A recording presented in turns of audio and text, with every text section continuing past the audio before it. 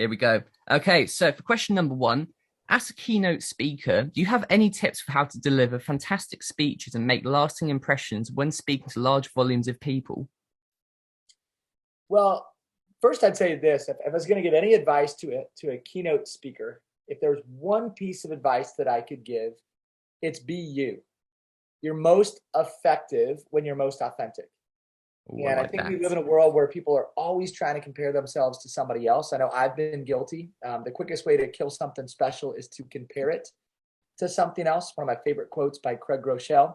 Love that. So I think you got to start with just be yourself. Speak about something that you're passionate about. And then as far as the deliverable, there's really 4 points. If I were going to coach somebody on delivering a keynote speech, number one, start with a claim. Back your claim with facts. Hmm. Accompany facts with a story, and then tie story to application. So there's 4 points: claim, fact, story, application. So if you're going to Brilliant. make three central points or claims, you want to make sure every single claim is accompanied with stats and facts for the logical people in the room.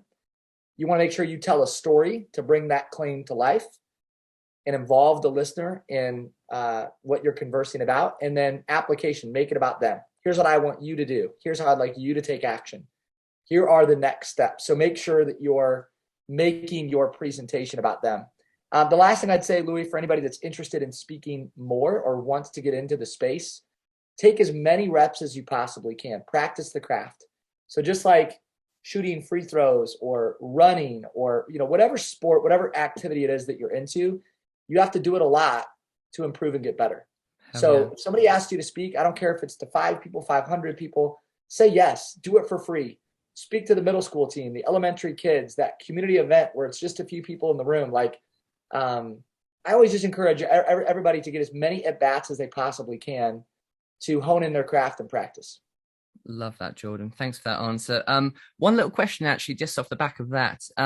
New speakers, people doing their first speech ever, what's something you think has been good for you to just deal with those nerves and keep, that level head and avoid the kind of the stuttering and the typical mistakes of someone who's nervous going onto stage?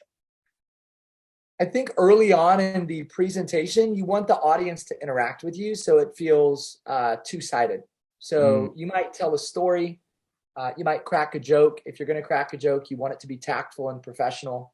You run the risk of offending people with certain types of humor, but get the audience to interact with you. Have them participate in some sort of an activity. Tell a story, tell a joke. Get them to smile. Get them to convey emotion to you, because when we're connecting with other people, it actually reduces our cortisol levels, the hormone in your body that actually produces anxiety and fear.